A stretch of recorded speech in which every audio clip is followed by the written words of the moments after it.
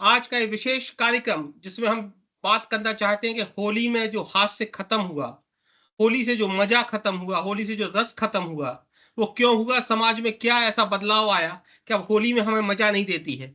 होली से वो रस, वो दंग, उल्लास, वो धीरे-धीरे करके हमारी ज़िंदगी से क्यों जा रहा है? इन तमाम चीज़ों पर आपसे चर्चा करेंगे। हमारे जितने जानकार हमारे साथ हैं, वो आप तमाम लोगों को अलग-अलग विषयों की जानकारी देंगे।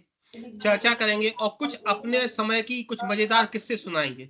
हम कोशिश करेंगे कि इसमें 2 राउंड हो, पहला 2-2 मिनट का हो, फिर दूसरा राउंड 3-3 मिनट का हो। तो चलिए हम शुरुआत करते हैं सबसे पहले मध्य प्रदेश के भोपाल शहर से। वहाँ पे जाने-माने कवि आशीष चौबे जी हैं, जिन्होंका एक लंबा इतिहास रहा है लेखन के रूप में। आप बहुत अच्छे संचालककर्ता भी हैं, आपने इनको टेलीविज़न पे देखा होगा आशीष चौबे जी को, और बहुत पुराने कवि भी हैं, एक बहुत सीनियर कवि हैं आशीष चौबे जी। तो आशीष जी, आप पहले मैं आपसे रिक्वेस्ट करूंगा कि होली का कोई एक मजेदार सा किस्सा सुनाएं जो आपको होली का नाम सुनते ही याद आता हो, और दूसरा ये भी बताएं कि होली का से मजा क्यों खत्म हुआ है। मैं दोनों चीजें आपसे समझना चाहता हूँ। आशीष चौबे जी। जी नमस्कार सबको। धन्यवाद चूचू, मौका देने के लिए। होता यह है कि जिस तरह से हमारा समाज एक तथाकथित सभ्यता की तरफ जा रहा है, जो सभ्यता के मापदंड बन गए हैं, उसमें सड़क पे हुड़दंग मचाना, रंग खेलना शायद शालीनता के विपरीत माने जाना लगा है आजकल। मुझे लगता है ये कारण है, हम सब बहुत शालीन होते जा रहे हैं दिखाने के लिए। तो इस वजह से हम लोग सड़कों पे आना छोड़ दिए। हम और दूसरा, मित्रों का नेटवर्क भी वैसा नहीं बचा। कोई आपके लिए आधे घंटे का समय 50 रुपए का रंग खर्च नहीं करेगा आपको रंगाने के लिए, आपको रंग लगाने के लिए। एक वजह मुझे ये भी लगती है। दूसरा ये भी लगता है कि अगर आपने हमें रंग लगा दिया, हो सकता है हम नाराज हो जाएं, या हम किसी को रंग लगाएं वो नाराज हो जाए, इसका भी कोई गारंटी नहीं बची। और ये दोस्ती की जड़ें कमजोर होने के कारण मुझे ऐसा लगता है अब ताना बाना महानगरीय हो चला है हमारे यहाँ पर। हमारे शहरों जैसी बात, पुरानी बात अब दिखती नहीं है।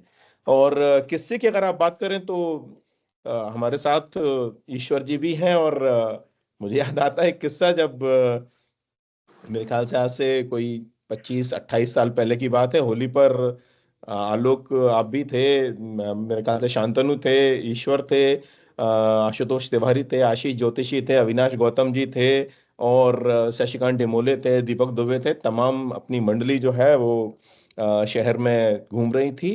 तो गुजराती बाजार में किसी एक पान की दुकान पर मधुर मुनक्का की कोई गोली मिलती है, और उसमें संभवतः नशा होता है। तो वो गोलियां मेरे ख्याल से 2-3 पान में रख करके ईश्वर जी पा लिए थे। उसके बाद अमर टाकीज के सामने एक बड़ा सा नाला हुआ करता था। ईश्वर जी ने उसमें आधे घंटे करीब विश्राम किया, और तमाम वो जो कीचड़ था उसको अपने ऊपर डाल रहे थे, और बोल रहे थे हम लोगों से कि क्या होली है ये, तुम लोग भी आओ, उसमें क्या दिक्कत है, ये थोड़ी कीचड़ है, ये तो अच्छा है, ऐसे करके दिखा रहे थे। तो जब भी होली का दिन आता है और मैं सागर में वहां से निकलता हूँ, मुझे ईश्वर जी याद आते हैं, उनका वो स्वरूप याद आता है। तो ये मुझे बरबस याद आता है हमेशा। आशीष जी, एक बात बहुत संक्षेप में जानना चाहेंगे, क्या मजा लेने के लिए बेखबर होना जरूरी है? नहीं, ऐसा नहीं है। हमारे ग्रुप में मेरे ख्याल से उस दिन सिर्फ ईश्वर जी बेखबर हुए थे, सिर्फ एक साल। हम लोग ने कई साल तक इस तरह से होली मनाई है, और बेखबरी ऐसे होती नहीं थी, और फिर भी सब आनंद में रहते थे, मजा आता था बहुत ज्यादा। हमारे साथ संजय श्रीवास्तव जी हैं, जो पूरे देश में बड़े नामी कलाकार हैं। आप नेशनल स्कूल ऑफ ड्रामा के स्टूडेंट हैं, आपने कई फिल्मों में काम किया है, कई सीरियल्स में काम किया है। और संजय श्रीवास्तव जी ऐसी शख्सियत हैं जिन पे पूरा बुंदेलखंड गर्व करता है कि ये हमारे साथ चलते बैठते संघर्ष करते आदमी राष्ट्रीय स्तर पर, राष्ट्रीय फलक पे पहुंच गया है। संजय श्रीवास्तव जी, आप कला के क्षेत्र की कोई ऐसी होली आपको याद हो, खासकर अगर एनएसडी के समय की कोई होली आप बताइए कि एनएसडी में लोग कैसे होली मनाते थे, या कलाकार लोग कैसे होली मनाते हैं। और दूसरी बात, कोई मजेदार किस्सा हो तो सुनाइएगा संजय जी।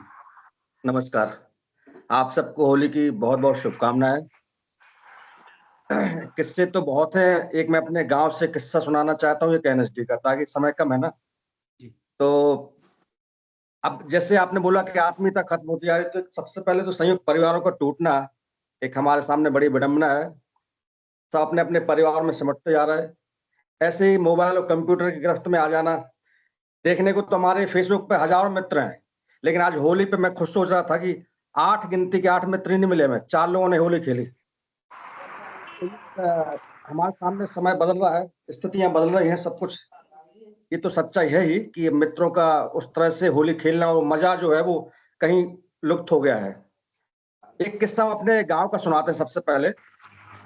हमारे मित्र मंडली में एक इमामुद्दीन हुआ करता था लड़का, पढ़ाई में बहुत एवरेज था, 3rd डिवीजन पास होता था, लेकिन व्यवहारिकता में वो हर समय हमसे ज्यादा अंक लाता था, 1st डिवीजन पास होता था। हर हिंदू त्योहार में सबसे आगे होता था वो, होली हो या जन्माष्टमी में जब वो दधी की मटकी तोड़ी जाती ना, सबसे पहले उसके अंदर वो कला थी, वो फूर्ति थी, वो सबसे ऊपर जाके सबसे पहले वही तोड़ता था। तो एक बार हम लोगों ने उसके साथ होली में, तब उसने दुकान खोली थी अपनी, एक छोटी सी चाय पान की दुकान खोली गांव में, और हुआ यूं कि रात में 2 बजे के आसपास किसी ने उसकी पूरी गुमटी, जो लकड़ी की गुमटी होती थी ना पहले दुकान, अब उसका तो जो पूंजी थी सब चला गया। सुबह उसको पता चला, उसको उससे ज्यादा दुख हम लोगों को हुआ। फिर उससे बोला कि तुम रिपोर्ट करो, उसने रिपोर्ट नहीं किया। हम लोगों ने उसको अपने जेब से पैसे जितना होते थे उस समय 50, 100, 1000, 2000 करके उसको दिए। तब वो हमारे अंदर भी संतुष्टि है, उसके अंदर भी थोड़ा लगा कि, तो एक किस्सा हर पे रहता है। एक किस्सा एनएसडी का है। जब एनएसडी में आए तो एनएसडी क्या है कि मिनी क्या है, 20 लोग अलग अलग स्टेट से आते हैं और सबके अलग अलग कल्चर है। शांतनु जी एक मिनट, संजय जी एक मिनट, शांतनु जी आपकी पत्नी जो डांट रही है वो सब लोग सुन रहे हैं, तो या तो आप अपना माइक बंद कर लीजिए या आपने उनसे कहिए कुछ देर बाद डांटे, नहीं तो होली के होदन में नहीं डांट रही, वो कुत्ता पीछे से कुर्ता पकड़ के खींच रहा हो, बिस्कुट दे दूं। अरे रे रे, चलिए संजय भैया सुनाइए। संजय नहीं तो होली आज चलता है, आज आ गई शांतनु जी, डांट भी नहीं तो कोई बात नहीं, होली आज तो चलत है। लेकिन संजय भैया बुंदेलखंड के कुत्ते तक भाई ने कहा था कि नहीं बेखबर होना जरूरी है क्या, तो होली तो उल्लास का त्योहार है, लेकिन उसमें संजय बेखबर भैया होना थोड़ा जरूरी है। लेकिन संजय भैया सिविल लाइंस के कुत्ते इतने मूर्ख हैं कि उनको ये भी नहीं पता है किसके पास बिस्किट है किसके पास बिस्किट नहीं है। जी संजय भैया आप आगे बात करें जी। एनएसडी में जो हमारी फर्स्ट ईयर थी, और फर्स्ट ईयर में हम लोगों ने वहां पे शिवरात्रि के दिन एक भांग, बहुत बड़े स्तर पर भांग बनाई जाती है, बहुत ही टेस्टी, और वो पहला मौका था भांग खाने का हमारा, मतलब सबको फर्स्ट ईयर जो आते हैं उसको देने देना पीनी पड़ती है। तो हमारे 3rd ईयर में एक शांतनु दास थे, उनका प्रोडक्शन चल रहा था उस समय, स्टूडेंट प्रोडक्शन होता है, एग्जाम होता है उनका 3rd ईयर का, और रियलिस्टिक प्ले था, नाम था बाड़े। तो मैं और मेरा एक बैचमेट है अजय कुमार, बिहार से, आज तो उसका बड़ा नाम है, संगीत नाटक अकेडमी अवार्ड मिला उसको रंगमंच में। हम दोनों ने जब भांग पी तो हम लोग, पहली बार भांग का मौका था, और एक गिलास तो अच्छी लगी, दूसरी पी ली, उस चक्कर में भांग क्या थोड़ी देर बाद हिट करती है। अब हम दोनों हॉस्टल में आके सो गए, और प्ले देखने जाना था मैं 3rd ईयर का अपने। तो आधा किलोमीटर दूरी हमारी हॉस्टल से, हेली रोड से भगवान दास रोड एनएसडी की, वो आधा घंटा हम लोग 2 घंटे में क्रॉस किया, इतनी स्पीड हमारी स्लो हो गई थी। हम समझ रहे कि हम सही अपनी स्पीड पे चल रहे हैं। तो थोड़ा सा प्ले बचा था, उस प्ले में जब हम लोग पहुंचे तो अंधेरा था वहां पे, बहुत ही मतलब डिसिप्लिन होता है, हम लोग जाते साथ हंसने ठा के लगाने लगे। ये ऐसा होता नाटक, ऐसा बोलने लगे फर्स्ट ईयर। तो मुझे याद है कि हमें एक हमारे कर्मचारी ने दोनों को पकड़ा और बाहर ले आए प्रेम से, और बाहर जाके बोला कि यहाँ से निकल जाओ अपने हॉस्टल वापस। तो वहाँ के इंसल्ट भी थे, लेकिन उसका जो आनंद था वो अलग, कि अभी भी हम लोग याद करके हंसते रहते हैं। ये किस्से एनएसडी तो बहुत से किस्सा उनमें से एक ये था, बाकी तो समय की कमी, आप लोगों को अपना। जी आप लोगों ने सुना होगा कि कई बार पिता नहीं होते तो बहुत से लोग हैं जो राजनीति में आ गए परिवार के कारण, वे योग्य हैं अयोग्य हैं वो अलग विषय है। बहुत से लोग फिल्म इंडस्ट्री में भी आ गए कि जिनके पिता के नाम थे लेकिन वे उतने नहीं चल पाए, तो उनके बेटे भी कुछ फिल्में मिल जाती हैं, वे काम कर पाए या न कर पाए अलग बात है। तो सागर विश्वविद्यालय में एक बहुत ही प्रख्यात व्यंग्यकार, एक बहुत बड़े साहित्यकार हैं डॉक्टर सुरेश आचार्य जी। आज वे, उनका स्वास्थ्य ठीक नहीं था, तो ये लाभ उनके पुत्र को मिला, शांतनु आचार्य जी को, और हम लोगों ने उनसे निवेदन किया कि शांतनु आचार्य जी आप आए। तो जैसे उनको कुछ लोगों को अपने पिता के नाम पर कुछ मिल जाता है, और शांतनु आचार्य जी को भी हम लोगों ने निवेदन किया, अभी आए हैं। तो शांतनु जी से हम निवेदन करेंगे कि होली का कोई मजेदार किस्सा आप सुनाए, और कम से कम ऐसा सुनाए कि हम लोगों को लगे कि आप आए तो अच्छा लगा। शांतनु जी। स्वागत है। आलोक भाई, हमारी जितनी भी बहुत अच्छी होली गुजरी है वो सब शनिचरी मोहल्ले में गुजरी जी। कैंपस में तो आने के बाद में ये हुआ कि नहीं, केवल एक मेल मिलाप और यही भर होता था, लेकिन जो उल्लास वाली होली हुआ करती थी वो शनिचरी में निकाली है। जी और होली के कम से कम 5 दिन पहले से चंदा इकट्ठा करना शुरू कर देते थे, और उस समय हर घर जाकर के हम लोग नारा लगाते थे कि होली होली की लकड़ी दे भाई चंदा, चंदा नहीं है लकड़ी दे, लकड़ी नहीं है कंडा दे, होली होली की लकड़ी दे भाई चंदा।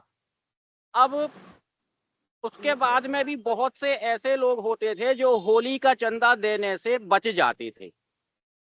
तो धुरेड़ी वाले दिन क्या होता था कि हमारे यहाँ आनंदी दाऊ की होटल हुआ करती थी, उनके 2 बेटे थे, परशु और गोपाल।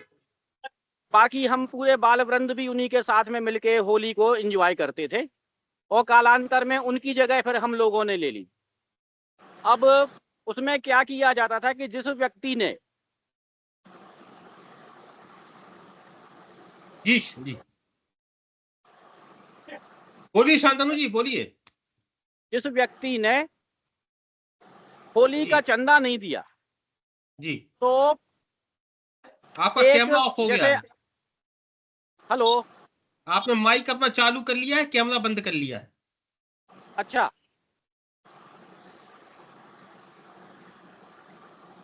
तो कैमरा भी चालू कर लें तो हम लोगों को अच्छा लगेगा, आपको देखते भी जाएंगे, सुनते भी जाएंगे।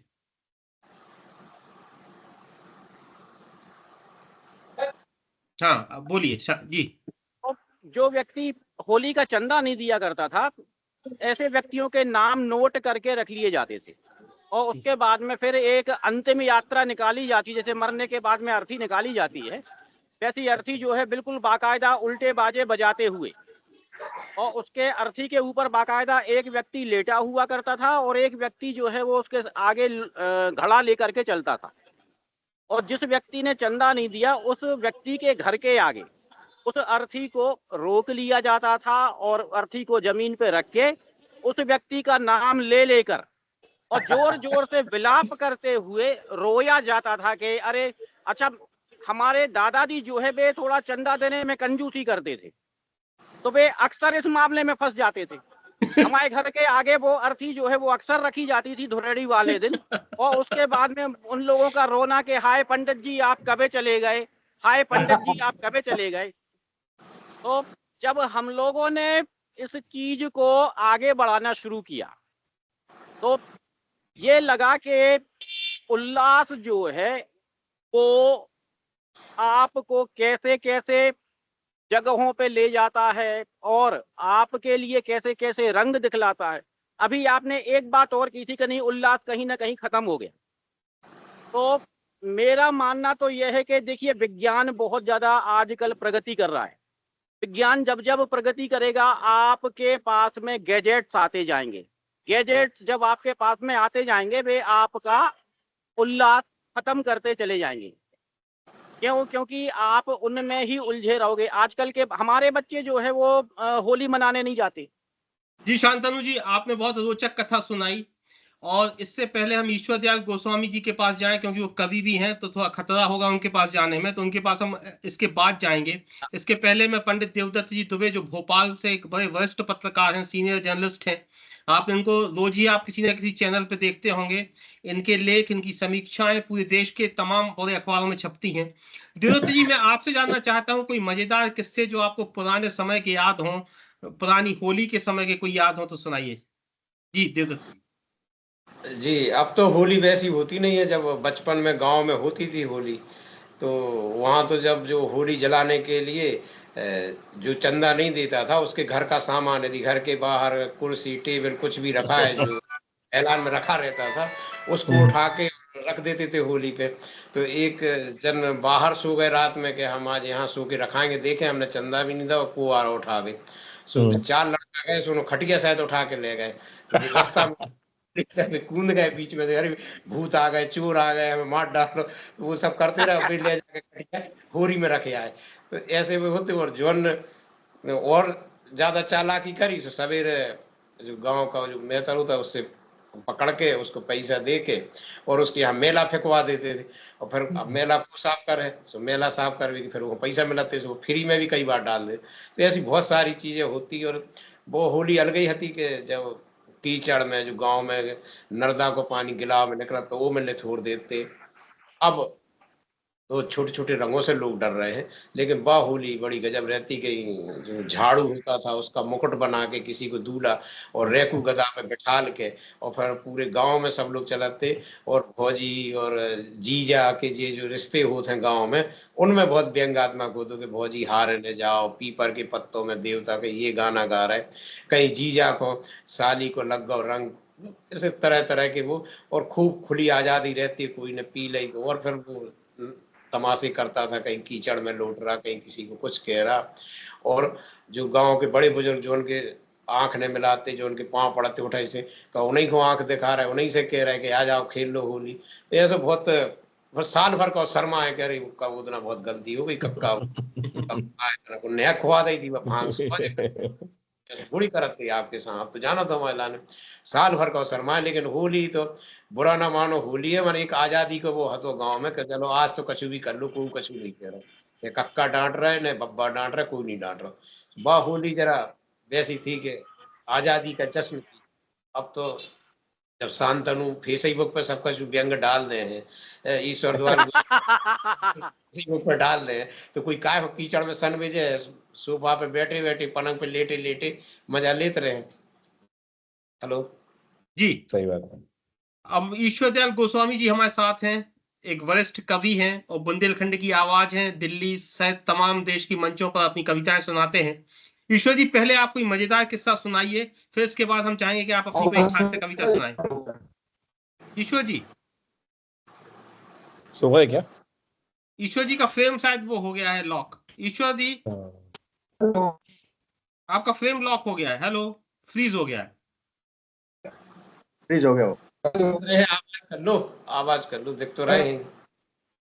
ईश्वर जी, एक बार फिर से कर लीजिए ना, एक बार कैमरा अपना ऑन कर लीजिए। अभी प्रथम दृष्टया ऐसा लग रहा है कि ईश्वर जी सो गए हैं। हाँ हेलो ईश्वर जी,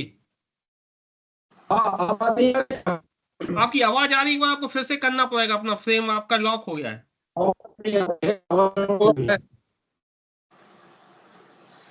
जब तक मैं आशीष चौबे जी के पास जा रहा हूँ एक बात पूछने के लिए। आशीष जी, जो देवदत्त जी ने एक बात कही कि पहले लोग रंग डाल देते थे और कहते थे बुरा ना मानो होली है, हमारे अंदर जो टॉलरेंस था, जो सहिष्णुता थी, वो क्या खत्म हुई है क्या समाज से? आशीष चौबे जी। देखिए, उत्सव धर्मी तो मनुष्य होता है, इसमें कोई शक नहीं है। जरा सा मौका दीजिए।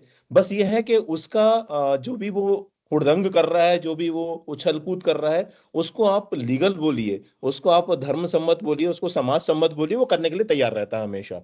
डांस करने का मौका दीजिए, डांस करेगा। अवसर होना चाहिए, अवसर आप गढ़ के दे दीजिए, वो करेगा जरूर। हुड़दंग का अवसर दीजिए, करेगा। होली वो अवसर हुआ करता था, बिल्कुल सही है।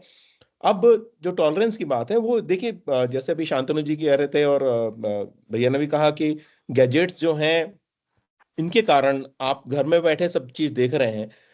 तो और साइंस का एक पहलू ये भी है कि सब रंग से इन्फेक्शन होता है, केमिकल कलर आ गए हैं। अब दिन में हम व्हाट्सएप पर जो फेसबुक पे रील्स देखते हैं, वीडियो देखते हैं, उसमें 60% तो हेल्थ के होते हैं, हेल्थ टिप्स होती हैं। तो होली के पहले ही से ज्ञान शुरू हो जाता है, केमिकल वाले रंग से बचिए और हर्बल गुलाल, हर्बल होली खेलिए। तो सबको ये मन में बैठ जाता है कि कहीं हमारा सौंदर्य प्रभावित ना हो जाए, हमारा आकर्षण कुछ कम ना हो जाए। तो इस सब के कारण टॉलरेंस थोड़ी जुड़ जाती है कि यार मत लगाओ, हमको ये मत लगाना भाई, हमें मत लगाना। जी, और दोस्ती के जो जो धागे थे वो इतने कमजोर हो गए अब कि अब वाकई झगड़ा हो जाएगा। वो जी, हम लोग वाली बात उस समय जो होती थी कि मतलब गिरा गिरा के लथोड़ के रंग लगाते थे और कोई बुरा नहीं मानता था, अब शायद लोग बुरा मान जाएंगे। जी। ईश्वर जी, आपका फ्रेम अभी भी ठीक नहीं हो पा रहा है। ईश्वर जी, ईश्वर जी, टेक्नोलॉजिकल फ्रेम है। जब तक मैं संजय जी के पास एक बार जा रहा हूँ, ईश्वर जी आप कोशिश करिए फ्रेम ठीक करने की, जब तक मैं एक बार संजय जी के पास जा रहा हूँ। Hello, hello. हाँ, आपकी आवाज, आपका फ्रेम दिक्कत कर रहा है ईश्वर जी।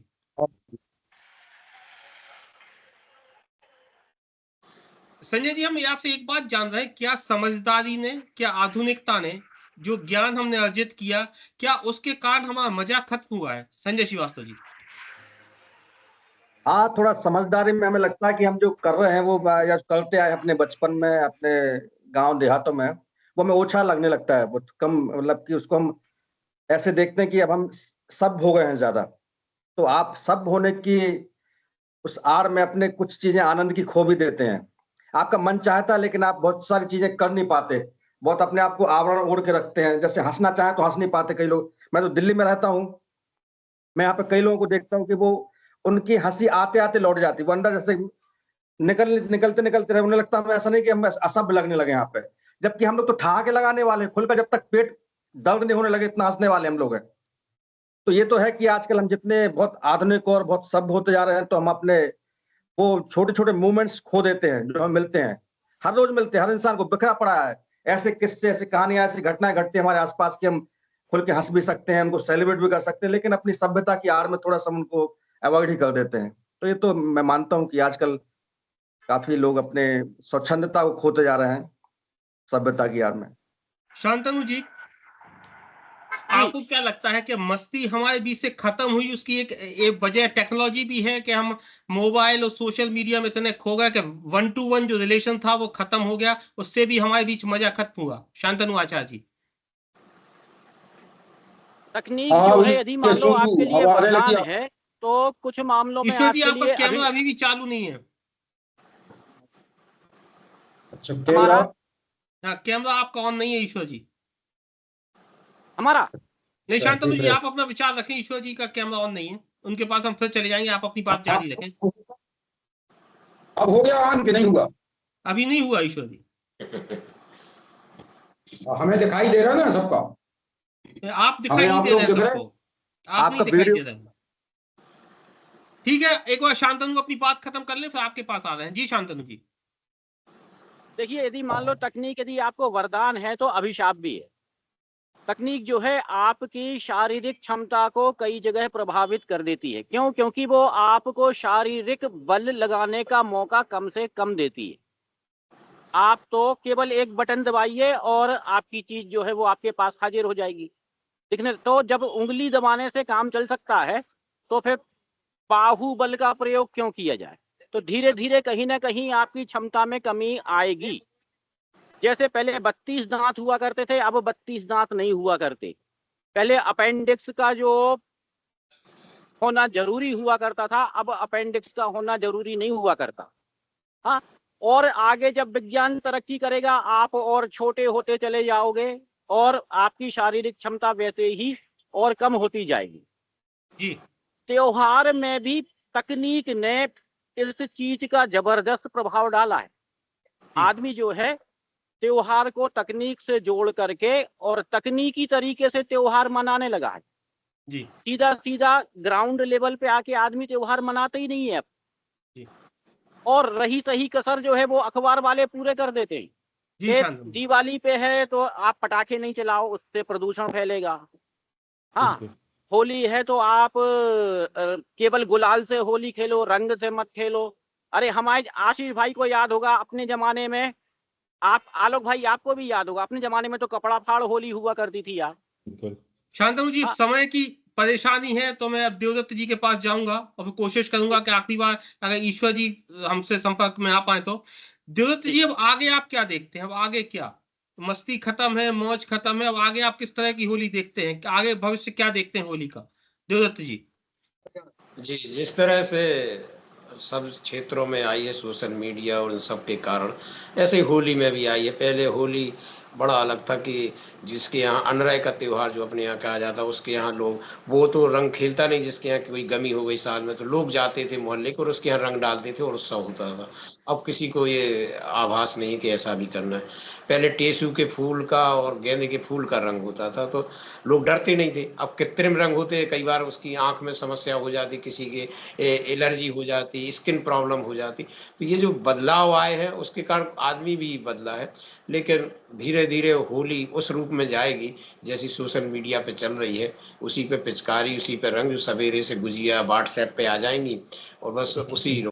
लेकिन जब जब ऐसे लोग रहेंगे, आप चू जैसे होली पे जागृति ला रहे हैं, आशीष है, संजय भाई है, शांतनु है, तो ये मिटने नहीं देंगे, उसको लगे रहेंगे। कभी ना कभी कहीं ना कहीं हाथ तो रहेंगे और गली में नहीं तो मोबाइल पे तो होली उसी रूप में आ जाए तो ज्यादा अच्छा है कि बुराई मिटाने का एक माध्यम हो जाए, साल भर की बुराई मिट जाते है होली से, वाह वाह बनी रहे और कछु हो चाहे न हो। हम सही। लोग जब कवि सम्मेलनों में जाते थे तो एक जोक है जो हम लोग आपस में बहुत सुनाते थे कि शहर के बीच टिकट्टे पर एक दो सभ्य लोग आपस में झगड़ रहे थे। एक व्यक्ति दूसरे को पीट रहा था। कह रहे आप कौन लोग हो, क्यों पीट रहे हो? कह रहे हम दोनों कवि हैं, इसने अपनी कविता सुना ली और जब हमारी बारी आई तो ये भाग रहा है तो मैं इसको पीट रहा हूँ। तो मुझे बहुत डर लग रहा है कि ईश्वर दयाल जी हम लोगों के साथ क्या करेंगे, क्योंकि वे एक कवि हैं। उनने हम सब लोगों की बातें बहुत ध्यानपूर्वक सुनी, बहुत अच्छे से सुनी, लेकिन जब उनका नंबर आया, उनकी बारी आई, तो उनको इंटरनेट कनेक्शन की कुछ प्रॉब्लम है तो वे अपनी बात नहीं कह पाए। तो मैं ईश्वर जी, क्या आप तक मेरी आवाज पहुंच रही है? वो शायद कनेक्शन के कारण दिक्कत हो गई तो उनकी बातें हम लोग नहीं सुन पाए। लेकिन भविष्य में ऐसा फिर कोई हम लोग कार्यक्रम करेंगे जहां पे एक साथ आएंगे और उनकी बात जरूर सुनेंगे। आप लोगों ने जो इतना महत्वपूर्ण समय त्योहार के दिन दिया उसके लिए मैं व्यक्तिगत रूप से आपका आभारी हूं। और मैं पूरे अपने दर्शकों की तरफ से, जो भी लोग चूचू की कप में देखते हैं, उन सब की लोगों से आप लोगों का बहुत बहुत आभार जताता हूँ। बहुत बहुत धन्यवाद। नमस्कार। नमस्कार। जय नमस्कार। सिया राम भैया, जय जय सिया सिया राम। राम। जय सिया राम। चलो बेखबर होते हैं फिर। तो आ जाओ आशीष, तुम तो आ ही जाओ, तुम पास ही में हो जी, और तो दिल्ली में है, सागर में है। हाँ भैया, कल आता हूँ। इन्होंने व्हाट्सएप पे भेज दे हैं। डाउनलोड हो रही गुजी है। हाँ। ठीक भैया, कल आता हूँ मैं। हाँ, ठीक है, बस प्रणाम। हाँ। उसका समय होने वाला है बस।